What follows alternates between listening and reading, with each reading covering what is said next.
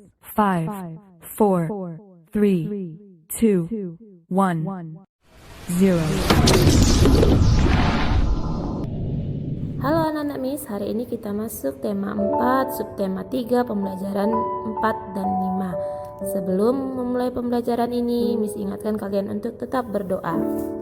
Oke anak-anak Miss, open your book page 118. Di sana ada sebuah teks eksplanasi, tetapi dalam teks tersebut masih ada kosakata non baku dan kalimat tidak efektif. Teks eksplanasi ditulis menggunakan kosakata baku, kalimat efektif, dan sesuai dengan Pedoman Umum Ejaan Bahasa Indonesia atau PUEBI.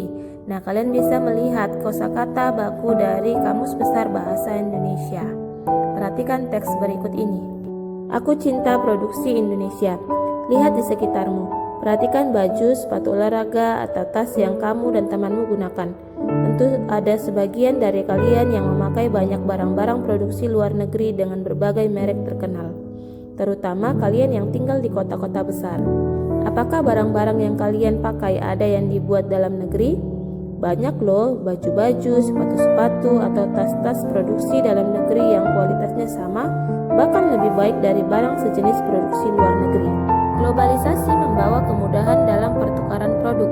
Kemajuan teknologi memotong berbagai biaya yang dibutuhkan dalam pengiriman produk ke negara lain.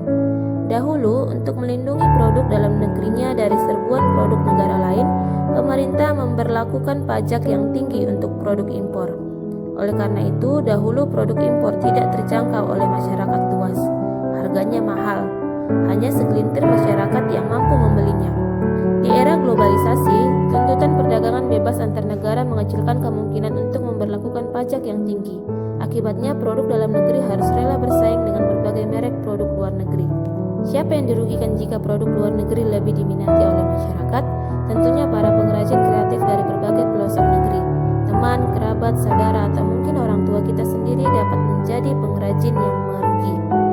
Siapa yang dapat memelihara kelangsungan produksi dalam negeri? Tentu hanya kita, sang anak negeri. Sudah sepatutnya kita menghargai kreativitas saudara sendiri, sehingga ketika suatu hari kamu berbelanja di toko sepatu dan dihadapkan pada pilihan sepatu buatan Indonesia atau sepatu buatan Amerika, mana yang akan kamu beli? Hanya anak Indonesia yang cinta produksi Indonesia yang akan memilih sepatu produksi dalam negeri. Nah, setelah kalian membaca dan mendengarkan teks tersebut, kita sama-sama akan mencari kosakata non baku. Kita ubah menjadi kosakata bakunya. Yang pertama segelintir, kosakata bakunya adalah sedikit. Yang kedua pengrajin, kosakata bakunya adalah perajin. Lalu kita perhatikan ada kalimat yang tidak efektif. Kita ubah menjadi kalimat efektif. Yang pertama yaitu perhatikan baju, sepatu olahraga, atau tas yang kamu dan temanmu gunakan.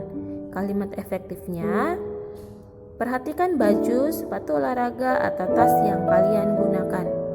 Kalimat tidak efektif yang kedua, banyak loh baju-baju, sepatu-sepatu, atau tas-tas produksi dalam negeri yang kualitasnya sama, bahkan lebih baik dari barang sejenis produksi luar negeri. Kita ubah menjadi kalimat efektifnya. Banyak baju, sepatu, atau tas produksi dalam negeri yang kualitasnya sama, bahkan lebih baik dari produksi luar negeri. Selanjutnya, Miss akan memberikan 2 contoh kalimat tidak efektif lagi berdasarkan teks yang sudah kita baca bersama-sama. Nah, 2 kalimat tidak efektif ini sudah Miss ubah menjadi kalimat efektif. Kalian boleh baca dan perhatikan baik-baik ya. Sebagai tugas kalian hari ini, tulislah kembali isi teks di atas dengan menggunakan bahasamu sendiri. Gunakan kata baku dan kalimat efektif yang sudah Miss berikan. Anak-anak Miss, siapa di sini yang bangga menggunakan buatan Indonesia? Ayo, sebagai anak Indonesia harus bangga memakai produk Indonesia. Mengapa kita harus cinta produk Indonesia? Karena kualitas produk Indonesia tidak kalah dengan produk luar negeri. Untuk menghargai karya anak bangsa dan untuk memajukan ekonomi Indonesia. Apa contoh tindakan dari cinta produk Indonesia? Yaitu membeli dan menggunakan produk buatan Indonesia. Apa yang terjadi jika kita lebih banyak membeli barang dari luar negeri? Dapat mengancam ekonomi Indonesia dan membunuh kreativitas anak bangsa dan justru meningkatkan ekonomi negara lain. Apa yang akan akan terjadi jika kita lebih banyak menggunakan produk Indonesia?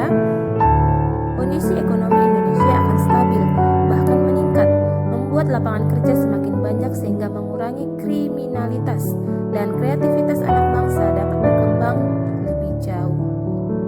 Apa dampak cinta produk Indonesia bagi para perajin dalam negeri? Yaitu memajukan usaha para perajin, meningkatkan ekonomi para perajin, dan membuat kreativitas para perajin semakin berkembang. Apa dampak cinta produk Indonesia bagi kemajuan perekonomian bangsa Indonesia? Membuat ekonomi Indonesia stabil bahkan meningkat, menurunkan angka kriminalitas, menurunkan angka kemiskinan, dan mendukung pembangunan Indonesia. Lalu, bagaimana dengan kamu? Apakah kamu sudah menggunakan produk Indonesia? Ceritakan pengalamanmu. Sudah, sebagian besar dari barang-barang saya di rumah adalah produk Indonesia. Contohnya buku, tas, sepatu, bola, lemari, sandal, karpet, makanan, pakaian, dan masih banyak lagi. Namun tidak bisa dipungkiri, saya juga menggunakan produk luar negeri seperti motor, televisi, handphone, magicom, dan beberapa barang yang lain. Nah, anak-anak Miss harus bangga ya memakai produk Indonesia. Kita lanjutkan pembelajaran kita yang kelima. Pada era globalisasi ini sangat diperlukan semangat untuk cinta tanah air. Semangat cinta tanah air akan membuat Indonesia semakin berkembang dan siap menghadapi era globalisasi. Apalagi yang bisa kita lakukan untuk menunjukkan sikap cinta tanah air? Salah satu upaya yang bisa kita lakukan untuk mengajak orang lain cinta tanah air adalah membuat poster. Buatlah poster yang bertema cinta tanah air, membeli produk dalam negeri. Nah, di sini misalkan memberikan contoh poster yang bertemakan cinta tanah air.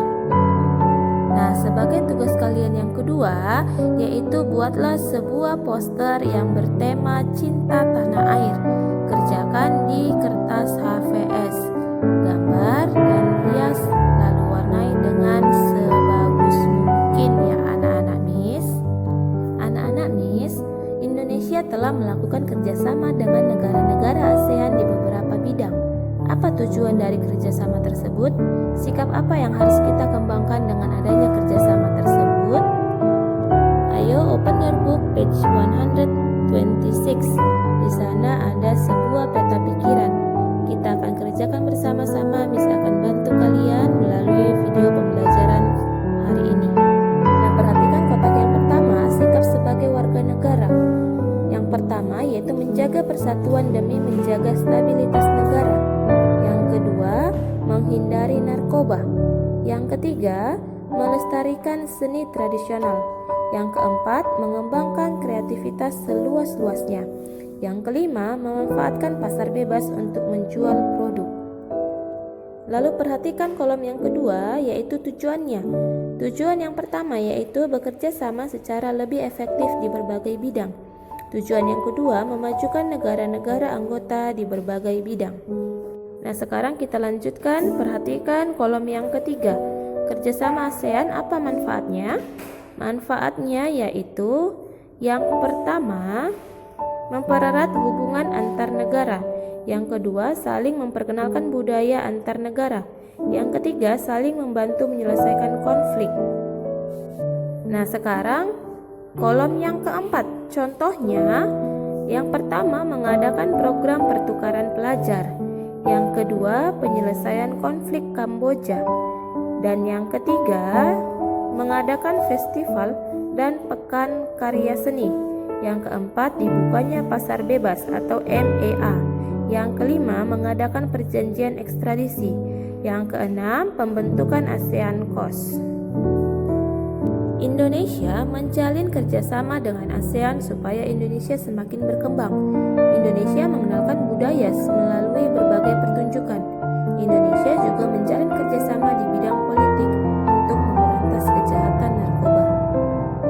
Nah, kita sebagai warga negara yang cinta tanah air, kita harus memberikan dukungan yang positif. Semangat kerja keras adalah hal yang perlu terus kita kembangkan dalam menghadapi era globalisasi ini.